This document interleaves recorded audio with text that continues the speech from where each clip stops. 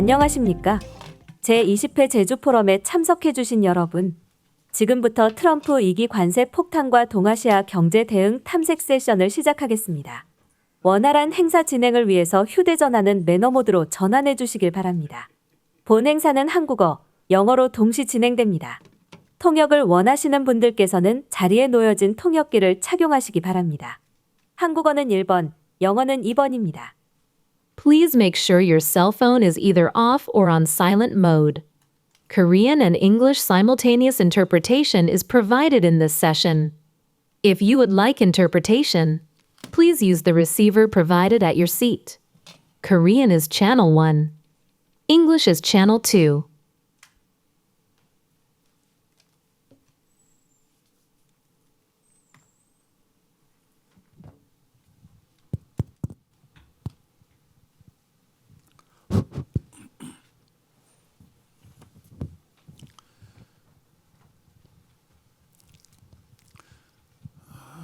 Ladies and gentlemen, good afternoon.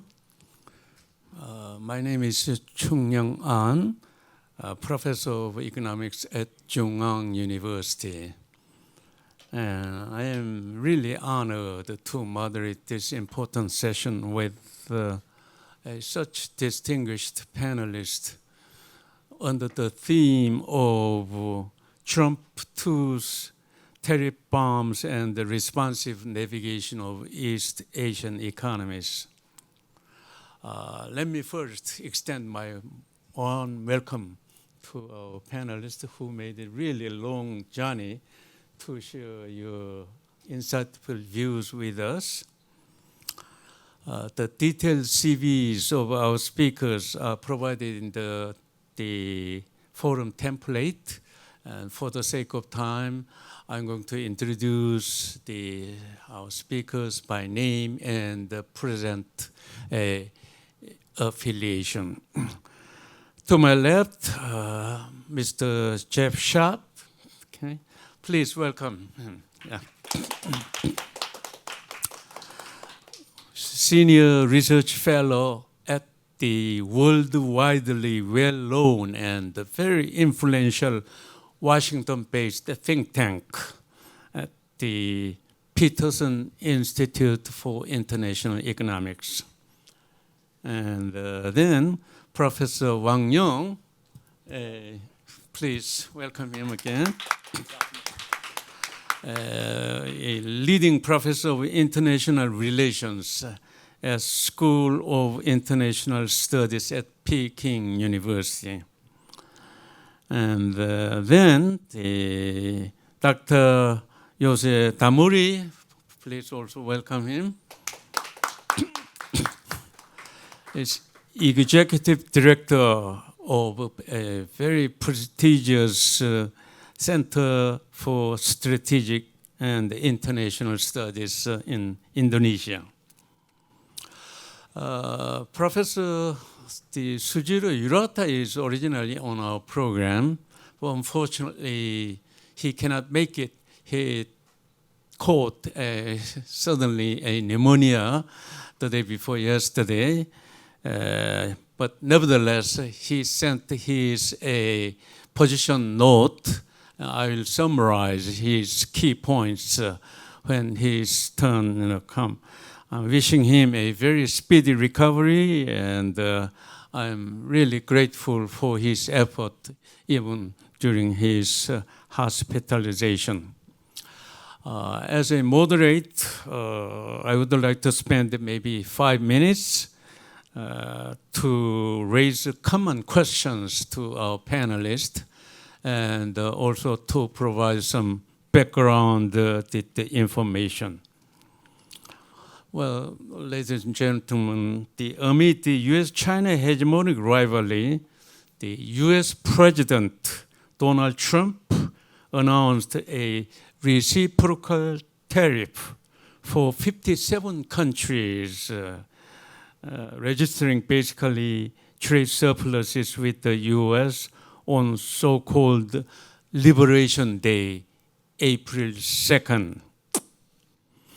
On top of the 10% of the universal tariff, his announcement sent a unprecedented shocking waves to the world, including most major economies in East Asia. According to reciprocal tariff schedule, the Indonesia 32%, South Korea 25%, European Union 20%, Japan 24%, India 27%. Well, other target tariffs have already been implemented or announced a 25% on imported steel, aluminum, and others since March 12.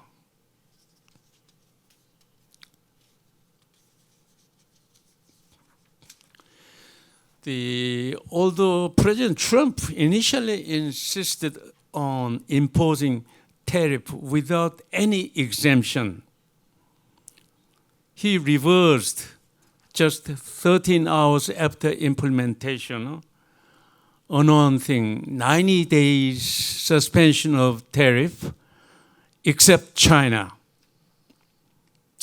It is indeed a sudden flip-flop of his tariff policy that intensified the further confusion and uncertainty. In a sense, Trump's tariff policy has been on a roller coaster.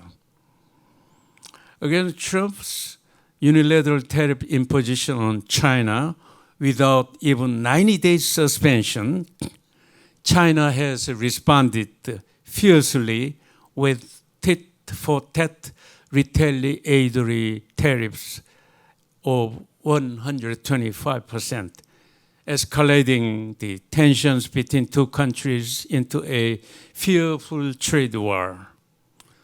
But to my surprise, and also surprisingly to many world observers, leaders, on May 12, well, just 2 weeks ago, China and the US agreed to slash 125% reciprocal tariff on each other's imported product, having trade ceasefire until August 12, basically 90 days,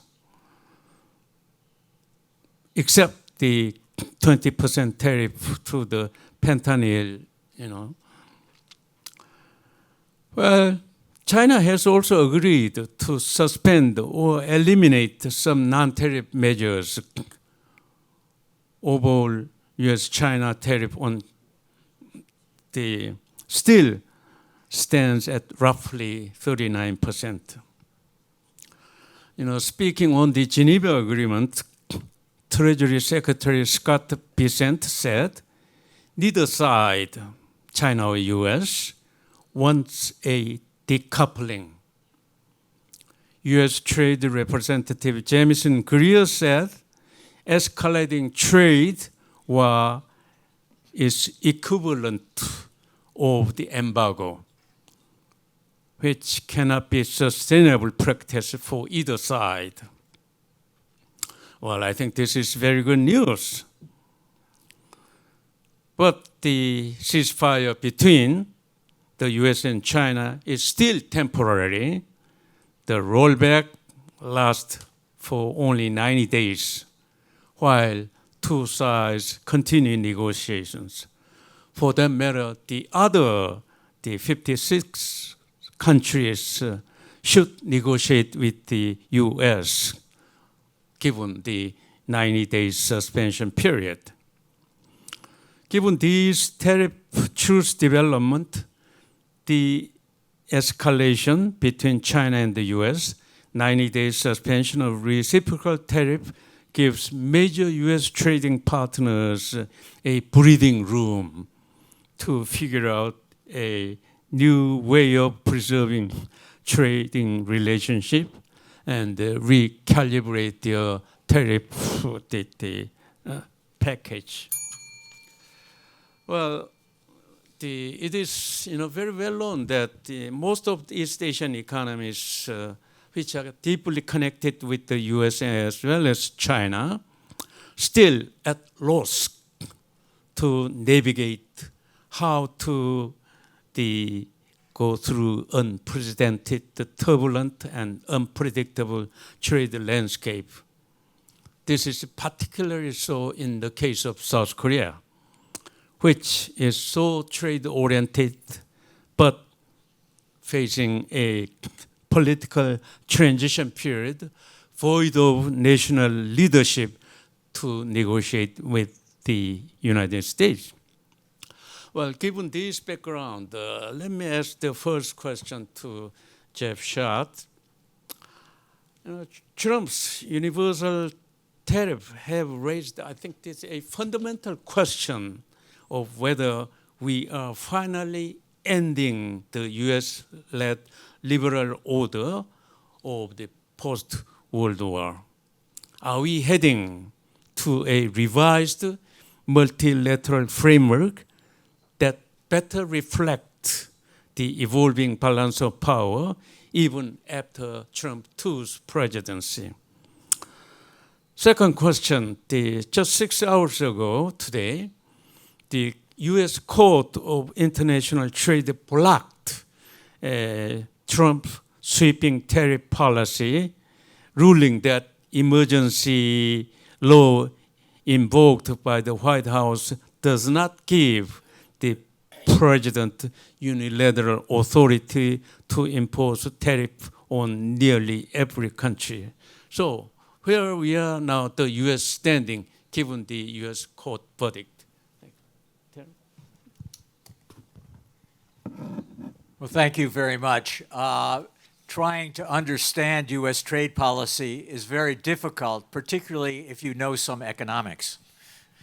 And it's hard also from a political economy perspective because the U.S. tariffs are being applied against friends and foe alike. And so to understand why this is evolving, I think it's useful to just mention a few statistics about U.S. merchandise trade to put these U.S. trade relations in context. One of the driving forces for President Trump is that in 2024, the United States ran a merchandise trade deficit of $1.2 trillion. So a substantial amount of money. 2/3 of U.S. merchandise trade was with only a few countries, with Mexico and Canada in North America, in the U.S.-Mexico-Canada agreement, with the European Union, with China, and with South Korea and Japan. That's 2/3 of U.S. trade with just those countries. 3/4 of the U.S. trade deficit was with those countries. And so while President Trump talks about negotiations with 50, 60, 70 countries, really his big focus is on getting concessions from these major trading powers. Concessions of political and economic value. And I must say, you've gone through many of the points. To date, Mexico and Canada have been treated relatively less badly than other FTA partners, though their FTA obligations have been violated. Europe, South Korea, and Japan have been hit with both 10% tariff increases plus 25% emergency or national security tariffs on auto, steel, aluminum, and prospectively on semiconductors and other products likely to be added to the list in the coming months. As you explained, China was initially hit with a rolling series of tariffs that reached 145% before the Geneva talks. They have been substantially rolled back, but are still about 50%. So that is a substantial charge on trade, but it doesn't exclude total trade as the higher tariffs would have.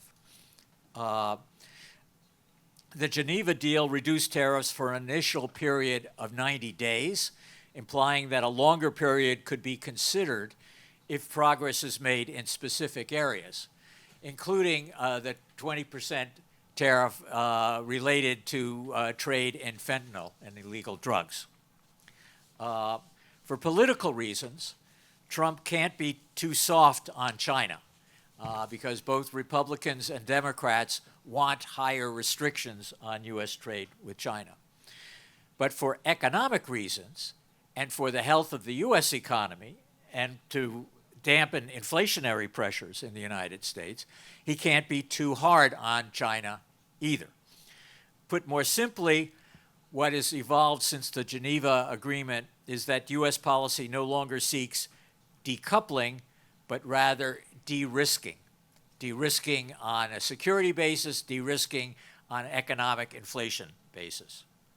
And so in order to keep my answer from dragging on for too long, I think it's useful to say that we still have a big imposition of trade restrictions on trade with China and prospective big tariffs on trade with our other major trading partners if new agreements can't be reached. There's one other factor that sometimes gets overlooked, but since my colleague is going to follow me, I should also note that the United States has eliminated the zero tariff treatment for de minimis shipments from China to the United States valued at $800 or less. A lot of trade flowed under that small package exemption. So we have very high tariffs against China, but not necessarily prohibitive tariffs. And that 50% tariff rate could go down.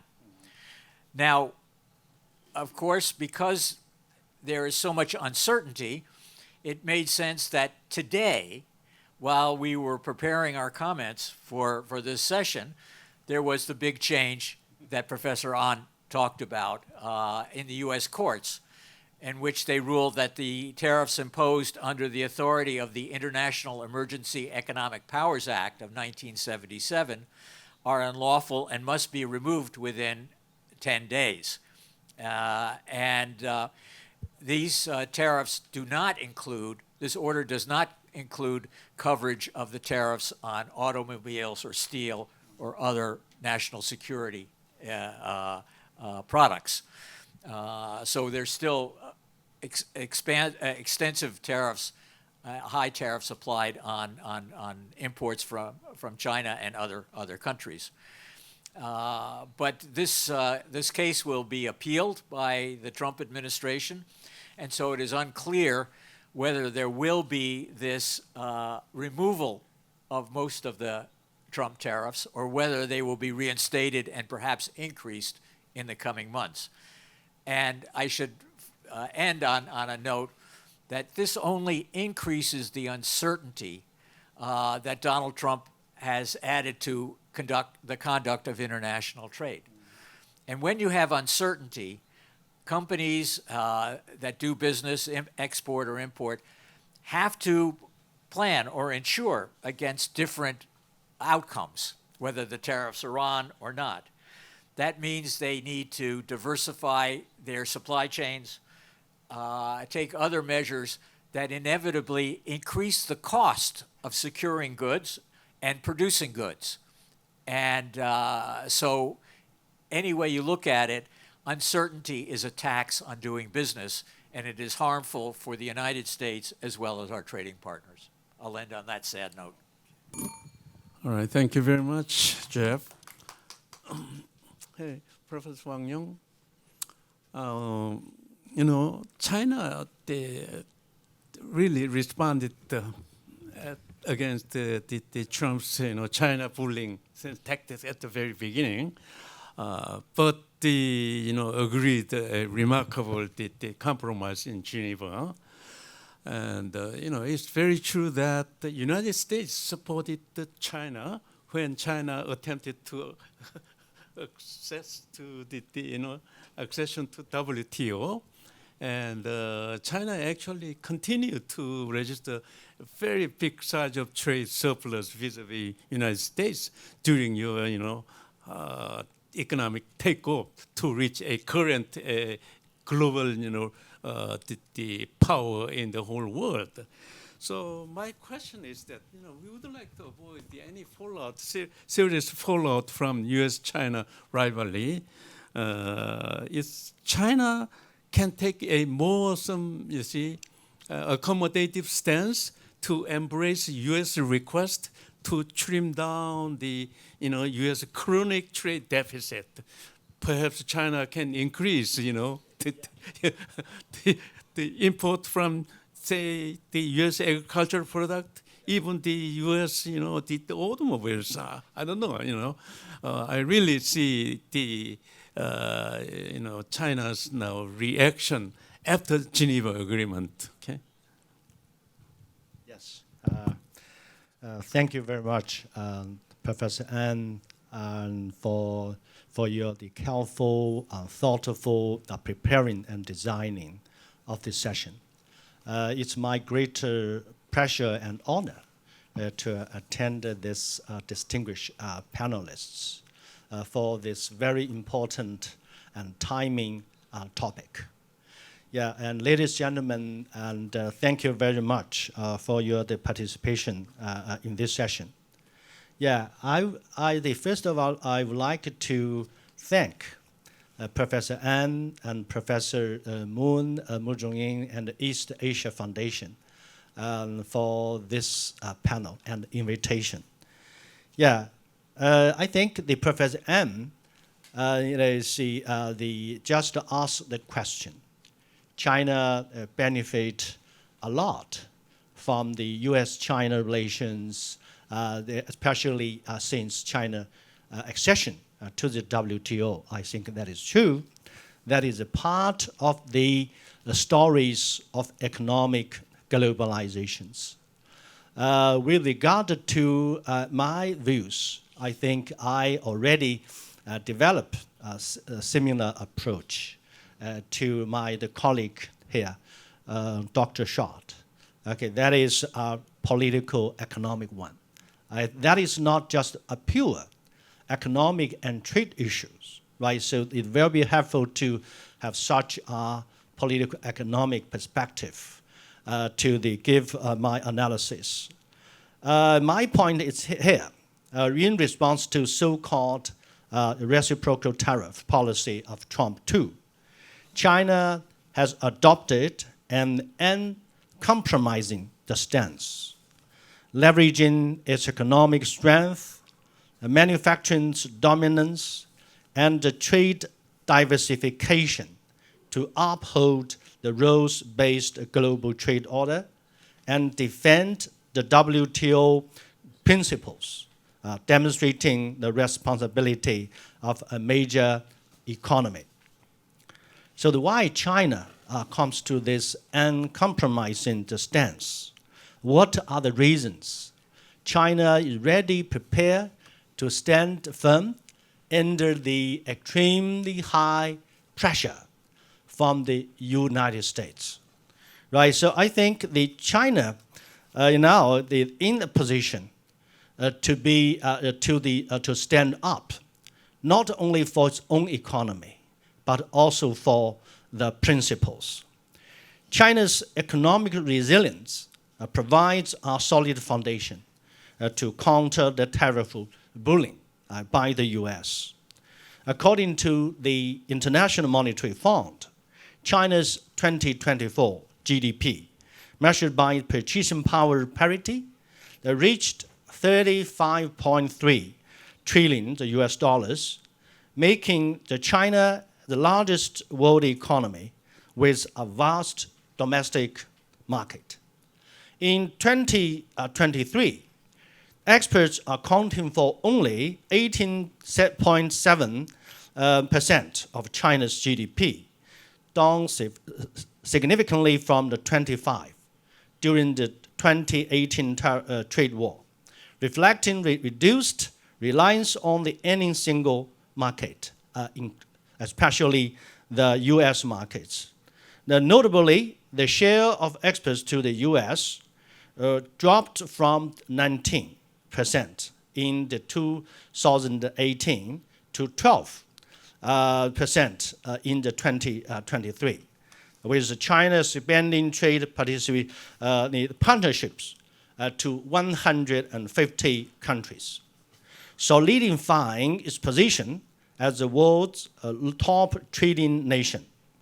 This export market diversification mitigates the impact of tariffs, ensuring economic stability. Okay, that is the reason of number one. Why China in a good position to fight back? Secondly, and as the global manufacturing, the powerhouse, China accounting for 35% of the global manufacturing's output in 2023, far surpassing the US, 16%. Cities like Shenzhen, Hangzhou, Shanghai, and Beijing, and more in China has emerged as hubs, all for innovation and advanced manufacturing, leading in the fields like new energy, semiconductors, and artificial intelligence.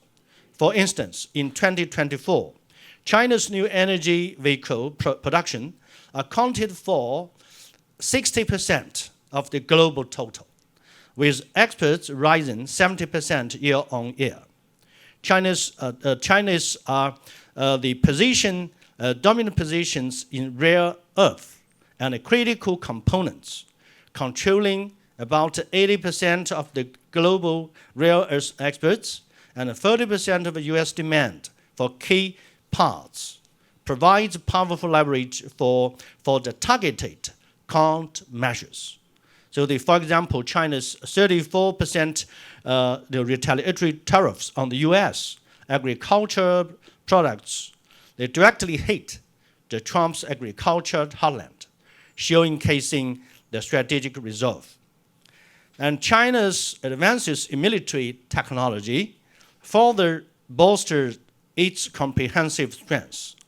Performance of Chinese-made weapon systems in the Indian-Pakistan air conflict on May 7th, they quite new, vindicated their reliability and sophistication, reinforcing China's strategic role in the global supply chains. It's very interesting to look at the result of the Geneva Truce Agreement. Professor And mentioned that. But that is just took place after the Indian-Pakistan conflict. Okay, that is being, I think that is definitely have some interactions that play role in the negotiations. Right?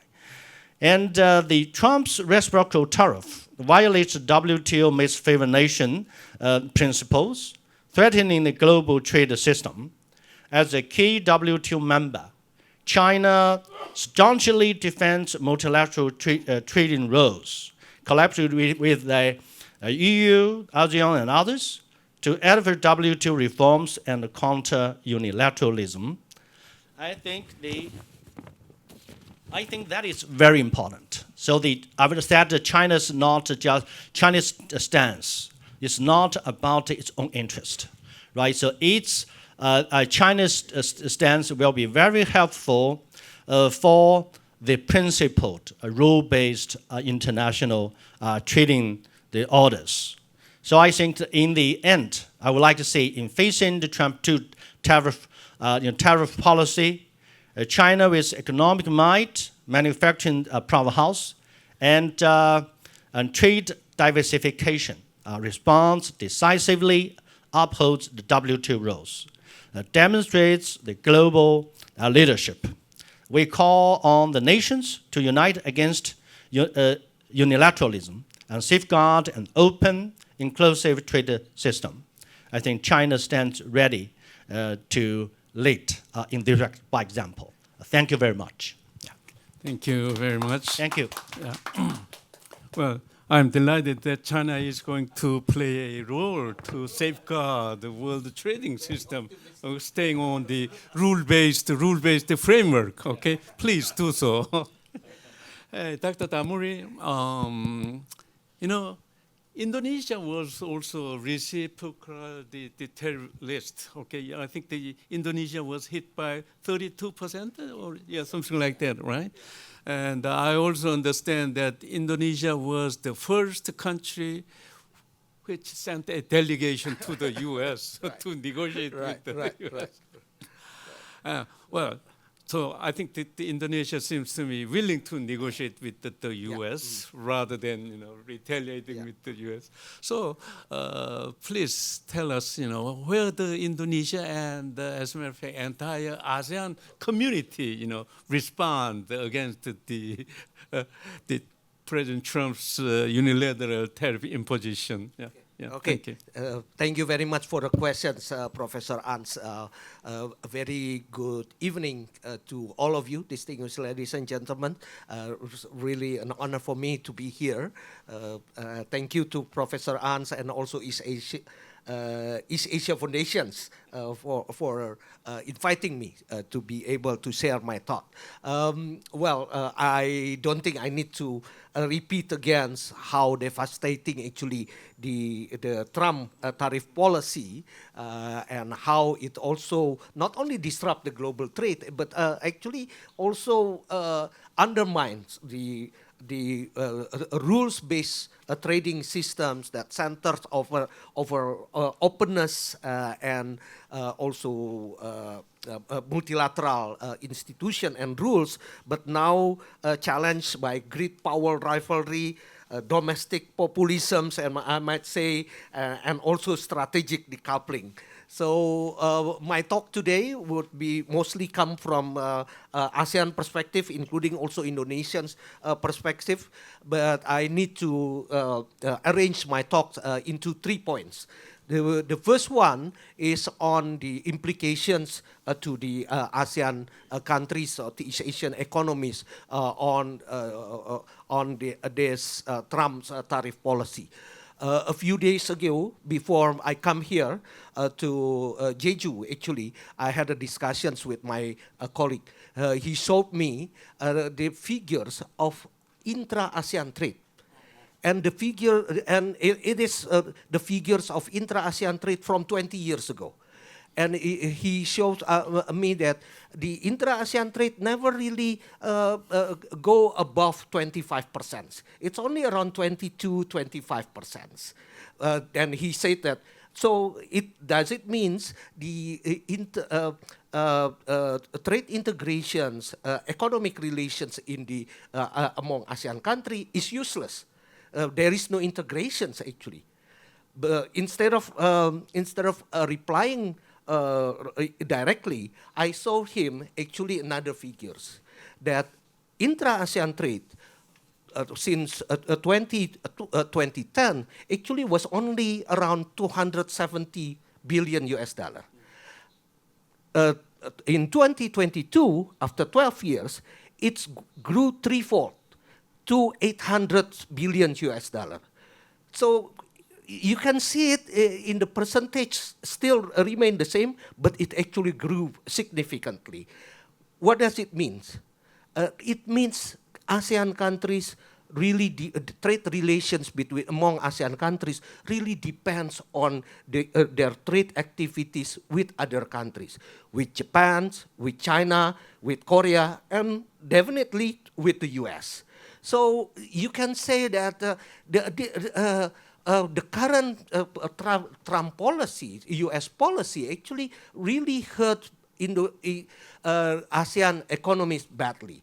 It would create ripple effects that cannot even be imagined. Some of my colleagues actually make some kind of statistical estimations and came up with the number of around 1.8% of GDP can be lost because of the reciprocal tariff if it is implemented fully. So the situation is pretty badly, and that's why I said that we can in ASEAN countries, ASEAN economies actually really depends on and needs to respond swiftly and needs to respond properly to this policy. And now I move to my second point, which is the response from the ASEAN countries. I think I can say the response vary from one country to another, depends on their dependency toward the U.S. markets and also their capacity. And none of them actually has the capacity like China to retaliate against the U.S. policy. So at least in my knowledge, there are 5 countries that already start the negotiations process with the U.S., including also Indonesia that you mentioned. The first one that sent the delegations of high officials, including our economic ministers, finance minister to the U.S., and then at that time met the related official. Some countries also see it as opportunities, like Indonesia, for example. It also see that the current situations is also a chance to realize its ambition to become global manufacturing hub, from relocations of production from China, for example, trade relocation, trade diversions, and so on. And the China +1 strategy of many MNCs. So that kind of things, you can see how the dynamics actually still going on. But on the other hand, ASEAN countries also realize that these situations cannot be going on too long, cannot be going on forever. We don't even have any assurance whether this whether the U.S. would come up with good concessions, with good agreements in the current situation. So ASEAN countries tried also to have collective actions. Collective actions, like for example, on April 10th, ASEAN trade minister come up with a statements to respond collectively. And also there are several other occasions when that kind of collective response, collective actions is actually needed. My third point, my last point is that ASEAN, in order to be able to make these collective actions become more successful and more effective, ASEAN countries also realize they have to invite others in order to do together to have collective response, more actions with other countries, especially in the regions. And ASEAN has a good platform for that, which is RCEP, the Regional Comprehensive Economic Partnership, together with CJK in the Northeast and also in the Pacific, Australia and New Zealand. But of course, the RCEP also has its own problems from the political economy and geopolitical challenge, as well as the institutional challenge and the diversity among those countries. Like for example, there is a kind of like distrust perhaps among CGK countries that do not allow them to come up with a strong statement, even a statement like the ASEAN Trade Minister to have collective actions. This is the things that we need to discuss and perhaps to come up with some solutions. I end my talk here, and I'm happy to discuss further. You know, I would like to say the two of my good friends from the two largest economies in the whole world, to Jeff and Professor Wang Yong. You know, it's very clear the smaller economies in East Asia, for that matter, entire world, do not want to be forced to choose either the U.S. or China. Okay? I mean, this position is very clear from the, my friend Sujiro Urata. Well, let me summarize his point given his the preparation note. First comment, as for the building the U.S. manufacturing, protectionist policies are counterproductive.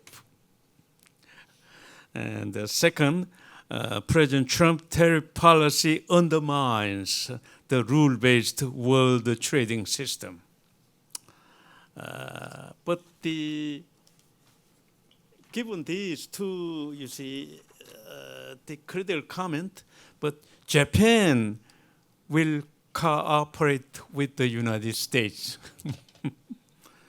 in revitalizing U.S. manufacturing sector by increasing Japanese investment in the United States and increase import from the U.S., even U.S. automobiles. It should be good news to, to President Trump. And also exceptionally accepting U.S. environmental standard for a limited number of vehicles. But however, Japanese believe that U.S. is no longer a reliable trading partner. As a result, Japan is seeking to diversify its export destinations by expanding its network with free trade agreement in the East Asia. Well, I think this view is very much echoed by even the South Korea's position. Okay, given this, Jeff, let me ask this question. Despite all those criticism, in fact, your colleagues at PIIE evaluated the effectiveness of Trump's tariff policy agenda during his first administration. It served America last rather than America first. But I believe that Trump is a man of continuity, and he loves the word tariff most in the dictionary. And you think this, he might take some really substantial the back off stance as your midterm election approach, as the approval rating for President Trump's drops, or he'll just continue his original stance of the tariff policy, irrespective of this approval ratings. I don't think the approval ratings in public opinion polls really are a factor in this area. If there was substantial inflation in the U.S. economy because of the trade measures, that would have political consequences and cause a reconsideration. But that will take some time to filter through the economy. No, I think Trump is interested in rebalancing. And rebalancing, because of the large trade deficit, means raising U.S. barriers to foreign trade and seeking concessions from foreigners in terms of investment in the United States, and in certain areas, opening their markets to U.S. goods. But it's more investment in the United States. And there are many inconsistencies in the approach of the Trump administration, because while foreign investment bringing new technologies and skills and increasing production capabilities is welcome in any economy, if it is done in a way that raises the cost of inputs into the production process, then it is going to undercut the profitability of the investment. And as such, there will be a disincentive to make those investments. So just as he's asking for more investment, he's introducing policies that make it more difficult for companies to follow through on commitments that have been made in the past including by Korean automakers and other firms to invest in the United States. So it's a policy of many contradictions. It's a policy of great uncertainty, as I said in the beginning. It's a policy that devalues the commitments made in international trade agreements because the United States is violating both WTO and free trade agreements, and is getting away with it because most countries are not retaliating. China is big enough to do so, but the retaliation hurts the country that imposes the retaliation just as it hurts the country subject to the retaliation. So many other countries like Mexico have avoided retaliation because it would hurt the prospects of economic growth in Mexico and act as a deterrent to new investment coming into Mexico to improve their productive capability. What this leads me to conclude is that Trump has done a lot of damage to the process of multilateral trade negotiations because big countries can fudge and violate their obligations. But it has also put a spotlight on the importance of the mega-regional arrangements that have been growing and upgrading and updating the trading rules that have been in the WTO for several decades. And there I see good possibilities because the United States and China are not in the major trade integration arrangements. And I say that with due respect to RCEP, it is an important arrangement given the level of development of the countries involved. But it is not up to the standards of advancing productivity and integrating markets that the CPTPP is, or that the European Union has become to an even higher level.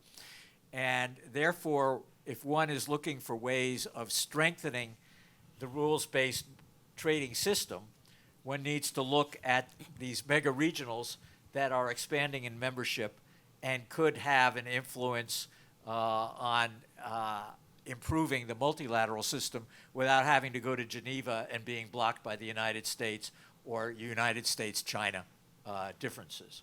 So that's thrown a lot of different issues onto the table.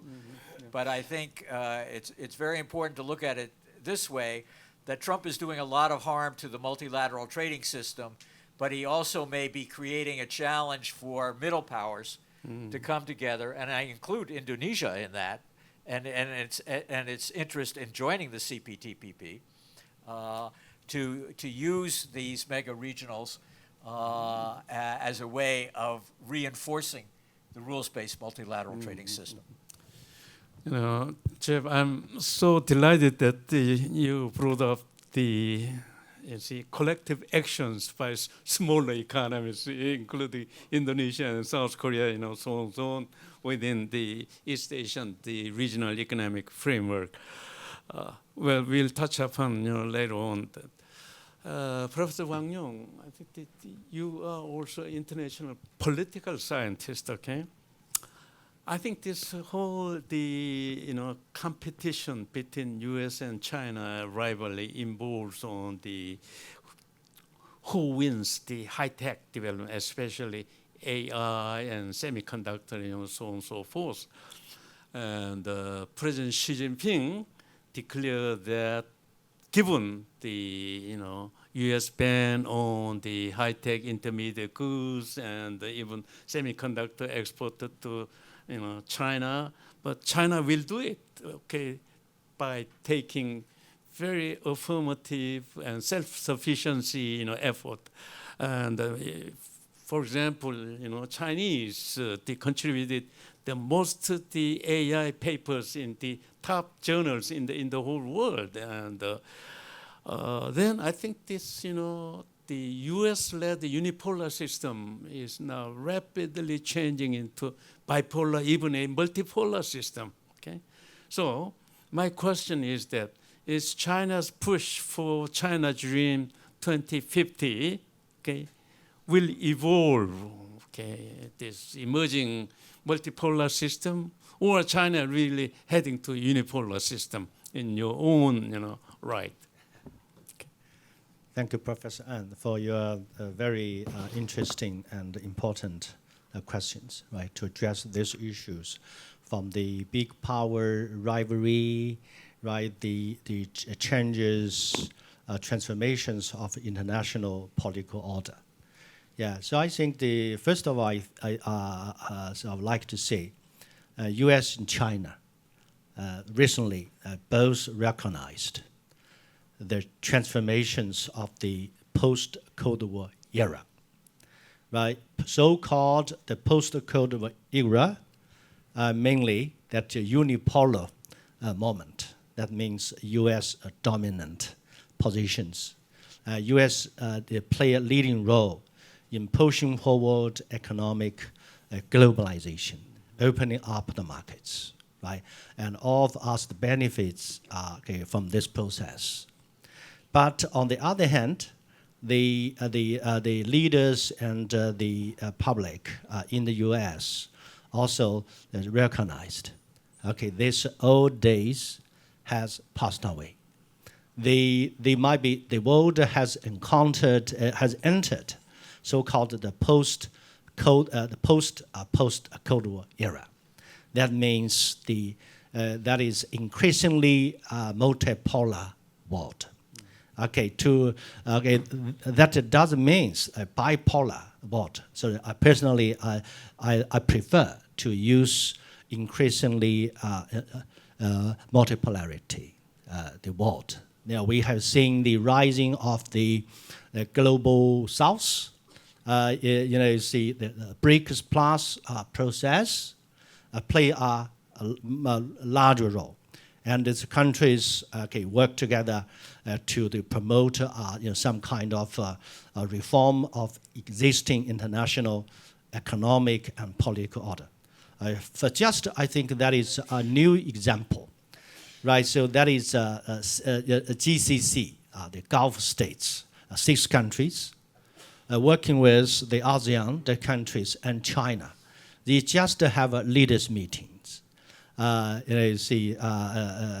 in Southeast Asia, they recognized, there will be the 3 parties have a great potential to cooperate with each other, combine for example, the China's the market size, technology, manufacturing, with the energy, oil, and the capital from the Persian Gulf, the regions, and the comparative advantage from the Southeast Asia, ASEAN.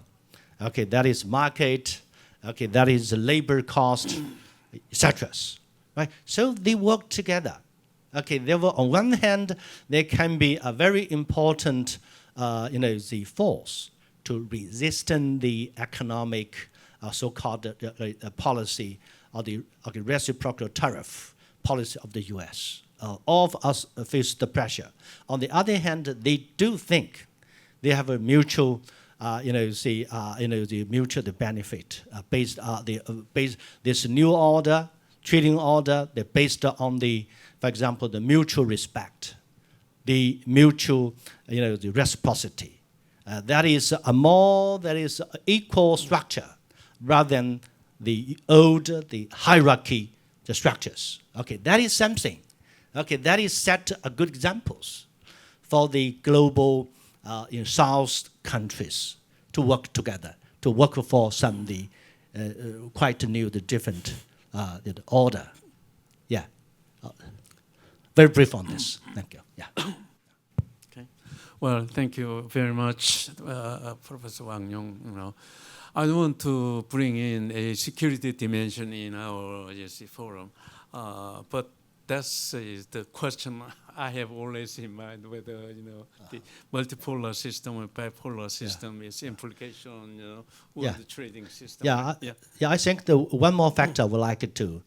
But even we might enter some different, the international order.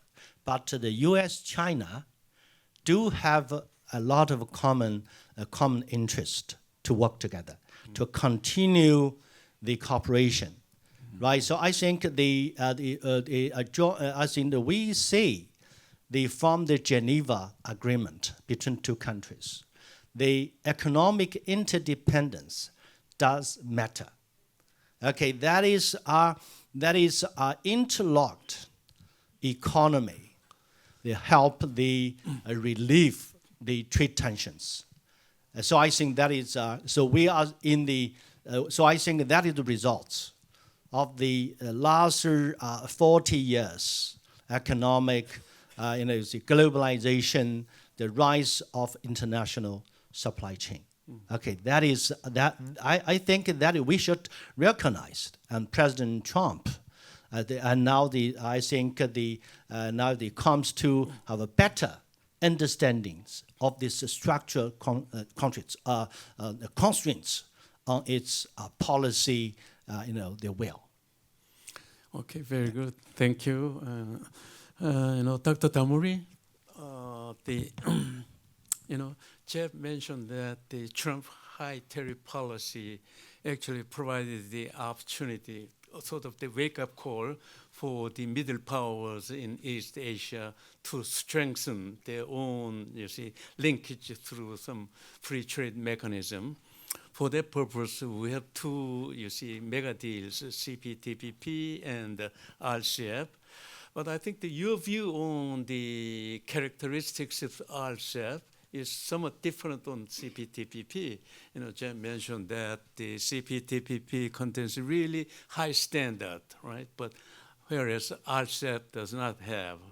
And my view is that 7 economies, RCEP also belongs to CPTPP.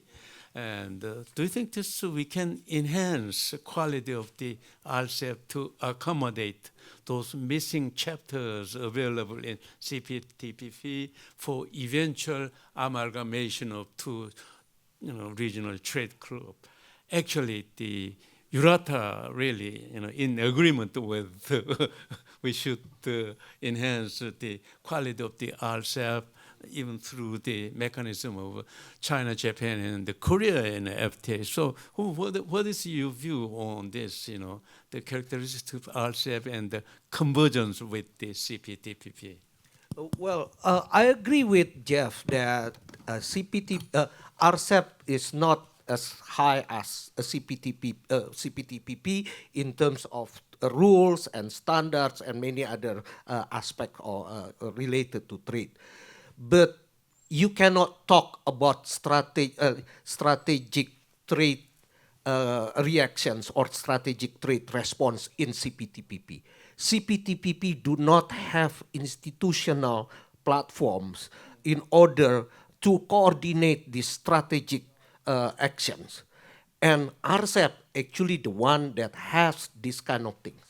RCEP has an institutional platforms, has institutional mechanisms, legally binding mechanisms, as well as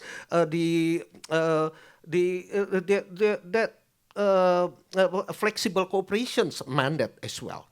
And basically, while RCEP is not as high standard as CPTPP, I don't think RCEP need to be mirror CPTPP. It has its own advantage. It has its own value as well, especially in coordinating strategic response during these times. And what RCEP needs actually at the moment is the leadership. And RCEP actually has this kind of mechanisms. Until 2019, RCEP leaders already have three meetings, and since 2019, they no longer have this kind of meeting. RCEP can institutionalize, make it regular, this RCEP leaders meeting or leaders summit. So that they can come up with visions on how the response can be catered, can be designed. And this is kind of like strategic actions that I mentioned before, collective actions that not only at technical levels, not even at ministerial level, but rather at the leaders level to come up with the strategic response. And maybe in the next ASEAN summit, the 47th ASEAN summit, where most of leaders from the dialogue partners of ASEAN would also come to the summit, RCEP leaders meetings can be organized, and that would have a very strong effect, a strong strategic effect for the one that you mentioned before on how the middle countries actually can come up with an alternative towards new rules, new trading rules in the future. Jeff, you worked very hard to formulate the basic framework of Trans-Pacific, partnership agreement, and I think the PIIE put out a very comprehensive econometric analysis, economic impact of CPTPP, and South Korea, at that time has not applied, but nevertheless, PIIE carried on a study existing the TPP members plus South Korea. We have not yet formally applied, okay, although interministerial coordination has been already completed. So, Jeff, my question is that, as you emphasized, RCEP will continue to upgrade, and the CPP is going to expand its membership. Already UK has been accepted, and now Indonesia, Thailand, South Korea is becoming very meaningful economic entity. And then maybe the voices of the either CPTPP or RCEP cannot be ignored by the US administration. And you think after Trump, maybe US by any chance return to those regional, free trade club, or play any leadership to ensure that those big mega deals somehow will reach bigger deal to make sure that the WTO, legacies of WTO could be somehow protected and preserved? Well, I almost prefer that there would be questions from the audience because they'd be shorter. But I'm not going to project beyond the next U.S. presidential election. There's too much time before that. And I don't see Mr. Trump moving towards any meaningful trade integration. And so that is a serious challenge. But if there is an interest in maintaining a viable international framework for trade relationships, then I think the South Korea and the European Union have to think very closely about linking Europe and Asia and the Asia Pacific. Because the United States is not going to be involved in those, and China is not going to be involved in CPTPP, even though it is moving progressively towards membership. That is a medium to long-term process. So RCEP can continue and begin to take on more of the attributes that deepen the integration within the region. I would hope that somebody who has their telephone or computer on would mute the sound, because it's probably annoying other members of the audience as well as me. No, it's from the translator. Oh, it's from the translation? I'm sorry. But it is very loud. The issue of deepening trade ties, I think, really depends on South Korea and Europe increasing their collaboration with the CPTPP, if not membership. And I know that will be an issue in both regions in the coming months and through next year. That, I think, is of greater political relevance, and it will have a more salutary effect on preventing the U.S. from continuing the trend of disintegration of trading relationships that Mr. Trump has launched. And I think that with the cost to the United States economy of Mr. Trump's trade policies, there could be at least a slowing down of the destructive cycle and perhaps a new meaningful collaboration with our friends and a modus vivendi to deal constructively with China, as occurred in the Geneva Agreement. So there are positive steps that can be taken going forward, and I think it's very important that we maintain that momentum, because, as I said earlier, Trump has basically made it very difficult to conduct multilateral trade negotiations. But we need to strengthen the multilateral rules-based system, and the mega regionals are the best way to do that. Okay, very good. Professor Sujuru Yurata has been really emphasizing the expansion of the CPTPP members and upgrading the RCEP. To do this, and I think I also share with his view, CJK free trade agreement within the RCEP plus framework can trigger many of these new things to expedite this process.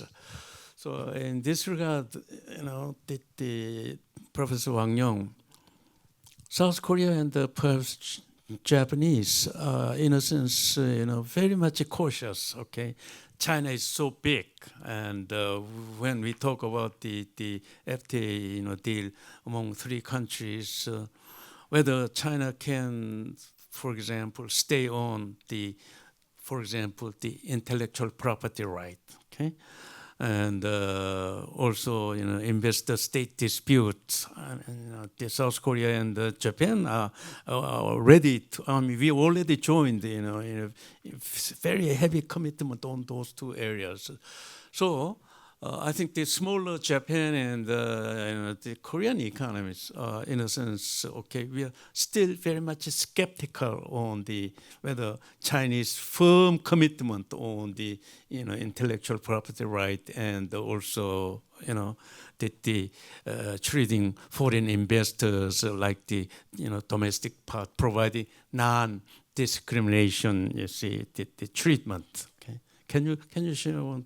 Yes, I think the Professor Yuji made a very important the question about this. See, there is differences of the size of the economy, the different level of the stages of development, right? So that is make the situation very complicated. But we have to deal with each other. Right, we have to follow, the principles of trade liberalization, the open market. Okay, they buy all the non-discrimination principles of the WTO. You have to compromise that. So I think I share the view. We need the higher standard of open up the market. we all of us have the firm commitment to the the discipline of the rules in the terms of protections of IP, intellectual property. Yeah, I think we need to compromise about that. That is why, the others, I think China has applied for the membership in the CPTPP. Our panelists here mentioned about the CPTPP. I think China is serious about the application for the CPTPP. Why? Number one, so we understanding the concerns of our trading partners, right? But China, apply for the higher standard CPTPP. That is to help to ease the concerns of these trading partners. Secondly, that is follow the logic of China's joining the WTO, right? So that is higher international obligations help to open up domestic markets, to carry forward imperative structure reform, that opening up, especially to opening up the markets to the international investors.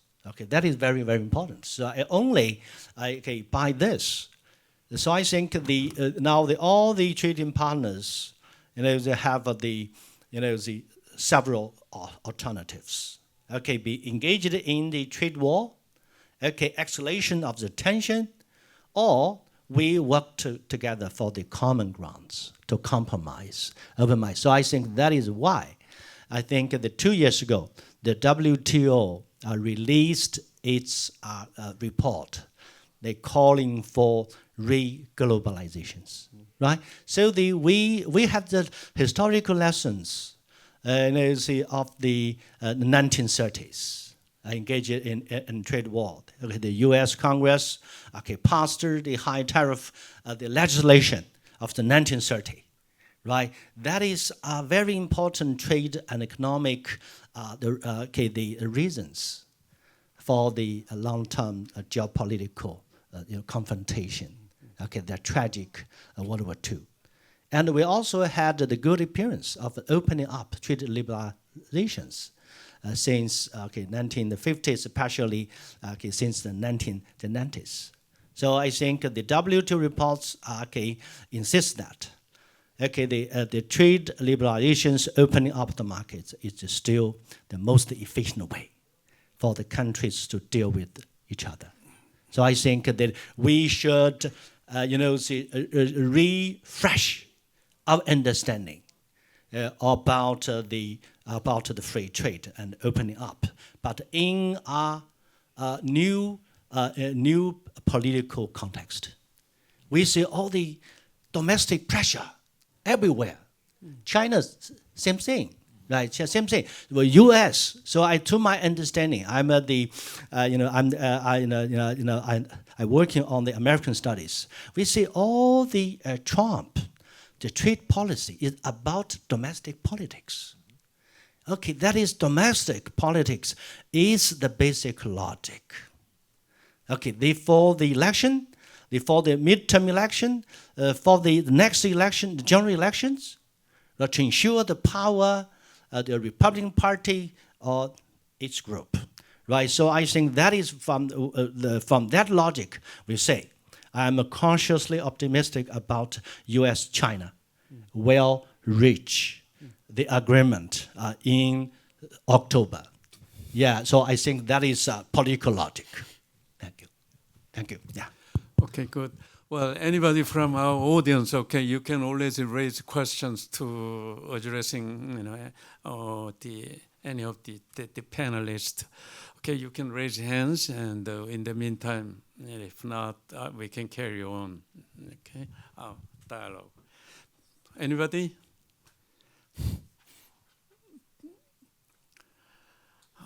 I might also respond to sure.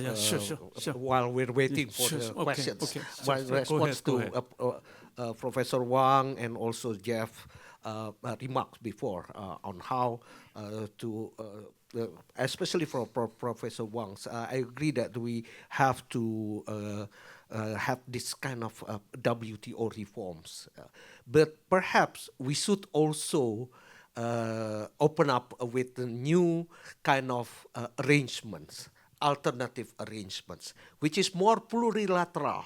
Rather than having the multilateral ones, we're going to have like-minded countries that try to come up with new rules and coordinations, like what Jeff mentioned before. Actually, I had a chance to have discussions with some colleagues from the European Commissions. They also have the same thinking to have perhaps ASEAN's and EU greater relations, but or not only on trade relations, but also more on strategic economic relations. But how? The question is how? What kind of coordinations? What kind of collective actions that perhaps ASEAN or perhaps even RCEP can do together with the European Union? That's a big question because there is no direct involvements between them, and maybe one of the venue is actually the plurilateral agreements. One of them, most important, I think, is MPIAA, the multi-party agreements on I forget the appeal arbitrations arrangements. Yeah, appeal arbitrations arrangement to replace or not to replace, to at least to substitute in lieu of the appellate body of the WTO. Yeah, some without US and also the like-minded countries. But unfortunately, Indonesia is still not part of it, although many ASEAN countries and also China are already part of this MPIAA. And from this MPIAA, they can also try to come up with new arrangements on many other issues and more sectoral issues rather than big broad issues can be also discussed in those plurilateral arrangements. And they on some issues such as e-commerce, for example, they already have this kind of things going on for several years. You know, Jeff, the USA and China, did after Geneva Agreement, we have the 90 days, suspension period. My question is that is there, any likelihood to go down further, the tearing up the current tariff rate, reducing more the tariff rate between US and China? What would be US strategy and the China strategy?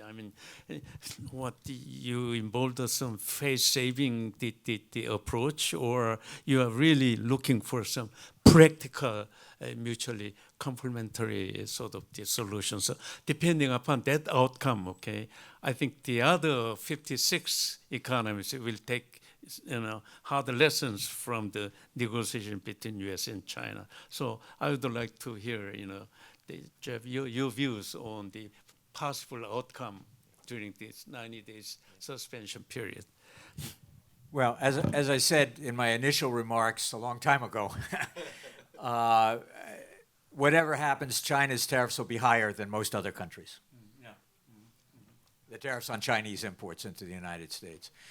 But there is a very important issue of trying to mitigate the problem of illegal drugs and fentanyl in the United States. Okay. That's also a subject of tariffs against Canada and Mexico. And there, I think it is in China's interest and the United States' interest to work together. And I think it is very possible to reach a enforceable agreement that would allow the United States to remove the 20% tariff. And that brings it down from 50 to 30. I don't know in what other areas there would be progress. And as I said before, for political reasons, there has to be discrimination against China. But I think that's an area where we could have rather quickly agreement between the United States and China. And having a meaningful economic agreement between the United States and China is an important baseline to grow from. And I think that we could see that before the end of the summer. Okay. Professor Wang, so what's your prediction and projection on this 90 days suspension? Yeah. Frankly speaking, I do share Professor An's concern. The worst case scenario. Yeah, no agreement in August. Okay, well, I think it will be very destructive to the global economy, and U.S. economy as well, Chinese economy. But as I also said, okay, follow the political logic, right? There is domestic politics, especially elections in the U.S. Means a lot. There will be helpful to to the two parties, China and U.S., come to the practical ground. Yeah, so I think that a very interesting cartoon. So I think in the Western media show that the President Trump faces President Xi. The President Trump has a lot of cards in hands. Okay, I have all these cards, and President Xi, all of your cards are made in China. That is something that is a harsh reality. Okay, so U.S. we talk U.S. is largest economy, no doubt about that. But the most important things it's that is have the they have to import the lion's shares of this. Okay, the people want to live. That's the problem. So I think that if that is high tariff, tariff will continue. I think there will be. I think the Trump and Republican will suffer great political loss. That is why they have to come to compromise. But before that, there will be they will bluff. There will be our win.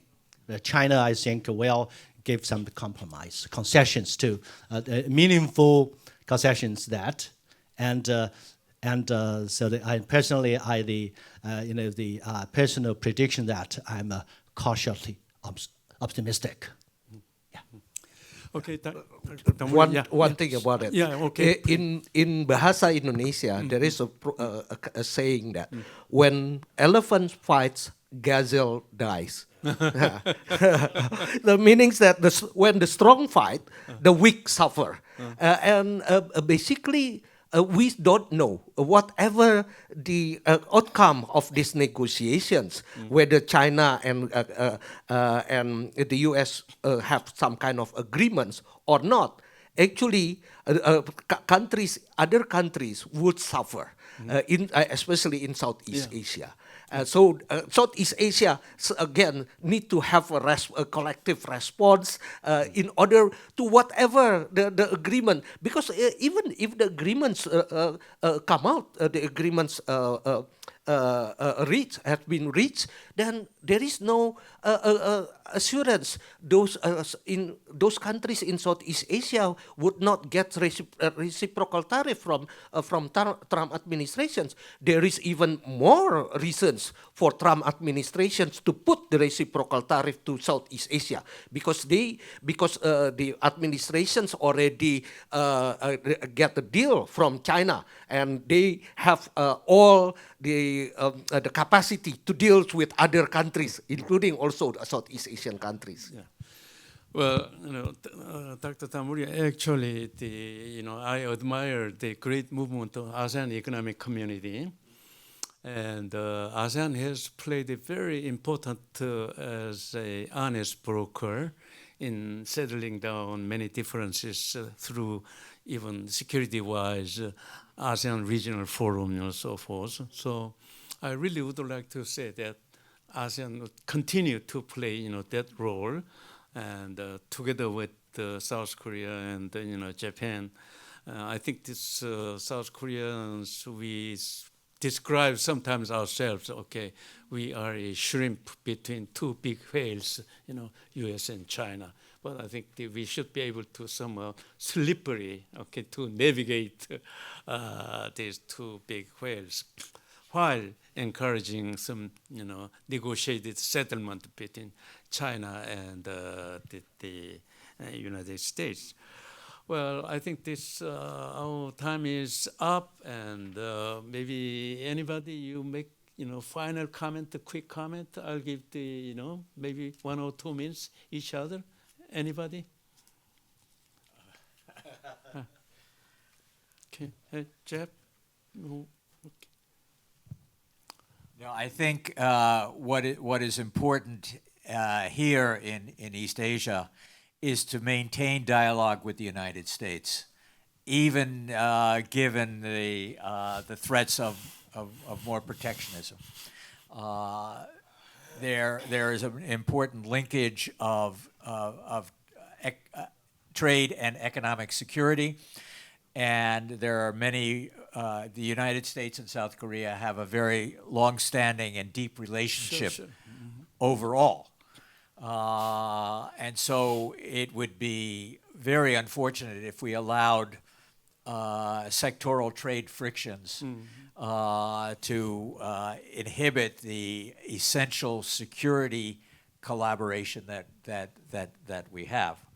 But that doesn't mean that South Korea has to bend towards the United States on everything. And it's important for South Korea to maintain its relationships with other countries in the region, the RCEP countries, including the biggest RCEP country. And so there, I think there will be a challenge for the new Korean government, but one that I think is reasonable and can be successfully met. Okay. Yeah, Maybe final comment. That's the final comments I would like to say. Yes, I think we are in a moment of transformations. Yeah, we see the changes. I think the Korea is a very important partner to China, play a very important role in maintaining role-based the international trading and economic order. Okay, that is big potential there. But I think that is very important for the countries, including China, Korea, to conduct more efficient dialogue to enter each other better. So I think especially neighboring countries, important partners to each other's, I think we see the challenges about that. Right? So I think we need to deepen the mutual understandings. We need more dialogue like this. So I appreciate the planning and the contribution of the East Asia Foundation Schedule Forum in this regard. Thank you very much. Okay, Dr. Tamuri? Yes. I think many ASEAN countries agree with what Jeff mentions, that maintain the dialogues with the United States, and because so far only Singapore explicitly expressed their concerns and has no intentions to have any negotiations with the United States so far. But I think we also need to realize the countries in East Asia need to realize perhaps the future would be different. The future perhaps need to be no longer have this benevolent hegemon across Pacific, but rather we also need to decide ourselves how the trading rules, the economics governance, global economic governance would be decided in the future, and we have to do it together along with all these nations in the East Asian countries. Okay, great. Well, as you know, moderator of this session, I am really taking rather cautious optimism. Number one, most East Asian countries still continue, wish to continue engage with the United States. That is very clear.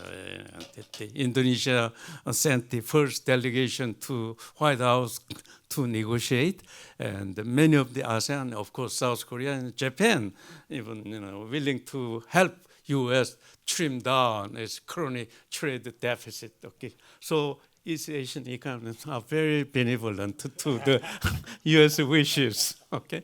In that sense, I think of course, we admire the great championship role U.S. has played in terms of the preserving free trade order and the post-war World War order.